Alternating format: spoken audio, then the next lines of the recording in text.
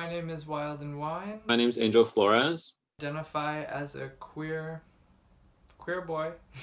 He, him for my pronoun. I'm bisexual and gender fluid, and I go by she, her. Well, I sort of grapple between trying to decide if I identify as bi or queer. I typically, if I know that I'm like within a group of people that is fluent in the queer lexicon, I'll usually just use queer, but when I'm dealing with people that I can kind of sense don't understand the kind of spectrum of gender, I'll just tell them I'm bi. But I really don't like that term as much because bi implies two, which feeds into binary ways of thinking, and I know that, like, you know, there's been a new wave of people being like, no, that's not what bi is, but still the word itself implies something that I don't really identify with. Queer all around. But if I would differentiate the two, I would say, my gender is non-binary and my sexuality is queer or pansexual or whatever. See, I don't even fucking know. Who cares? Probably when I was like 7 or 8. So the first time I realized I was queer when I was 9 and I was in class, and my best girlfriend had grabbed my hand, and for some reason it just made my heart squeeze, and I realized that like it was a squeeze of kind of being in love with her as a kid. I was watching Naruto, and there's this one character named Itachi who's just like dark and mysterious and fucking creepy. And he put this other character in this like nightmare realm that he controlled, and he was like torturing him. And I was like, Itachi, make my pee-pee feel weird. And then the more the more I lived, the more I just kind of realized like, oh, that's what that's about. I like it. It was like a transition. It wasn't just like a next day kind of thing, like, whoa, I'm gay. Like, it wasn't like that. Yeah, that's how it was just more of a metamorphosis. I was really confused at first because I didn't understand that it was even possible to like girls as a girl.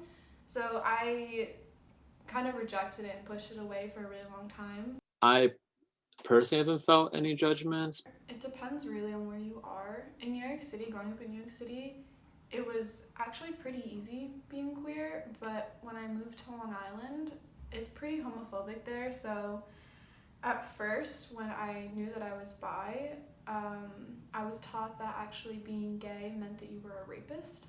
So that's also why I pushed it away, because I knew that being a rapist obviously isn't a good thing. It's very inconvenient to always like correct people when they misgender me, like, because I use they them pronouns, so it's like it's very annoying. I used to go to University of Miami, and the main reason why I left is because I received so much judgment for being queer, and I had a girlfriend when I was there.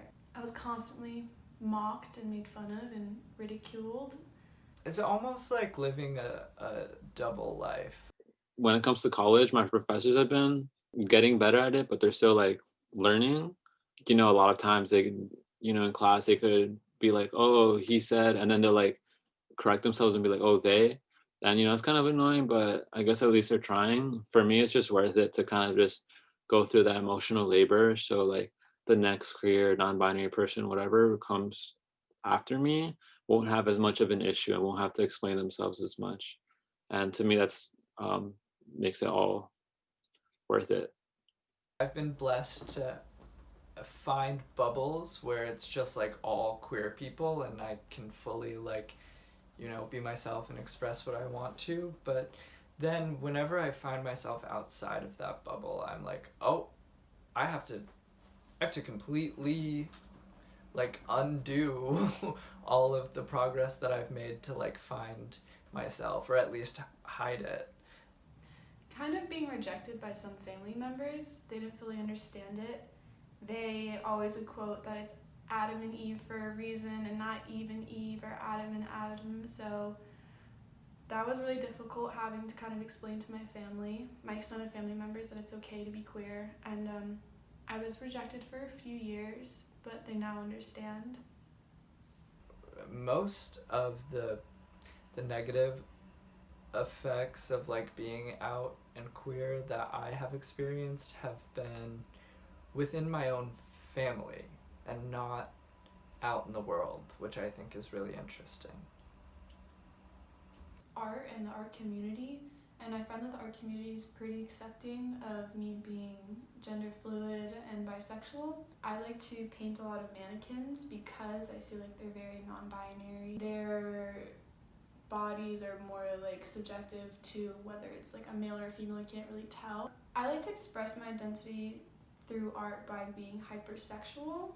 I also do that because I know that the female body is, and like the nudity is kind of like a taboo thing, and like we shouldn't really show our body, we shouldn't show our nipples, we shouldn't be sexual because that makes people uncomfortable. So that's exactly why I do it, because I am gender fluid. I feel like I like to test the boundaries of being more hyper feminine, even though that's not really what I identify with, but it's just my way of kind of poking at society and at people and seeing how it makes them feel, because I'm still in my comfort zone as being someone who's gender fluid, but kind of putting on this mask of a super feminine, hypersexual person.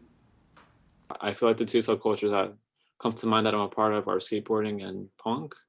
And I feel that my queerness is able to flourish more in some spaces than others. You know, I feel definitely in a punk space, my queerness can flourish like 100%, but I feel like in the skateboarding context, it's not as paralleled as much as people might make it seem, because I guess, you know, people aren't as educated or something or whatever. There's still a little bit of homophobia here and there, or I would say internalized homophobia. I feel like people mean well, but the way they speak and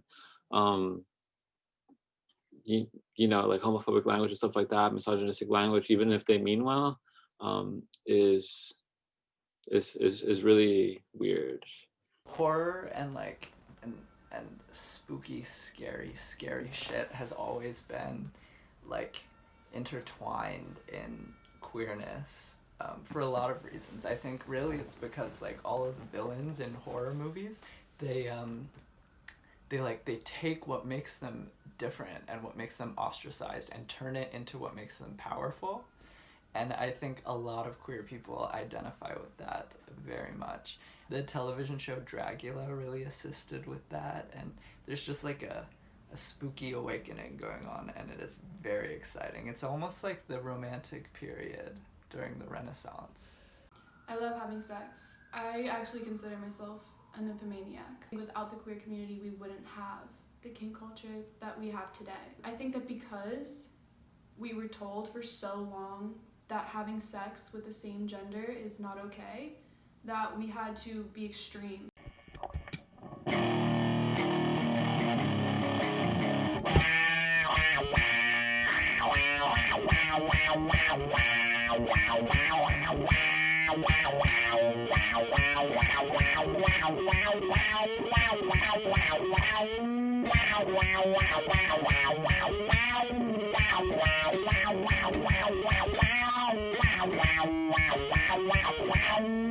Wow.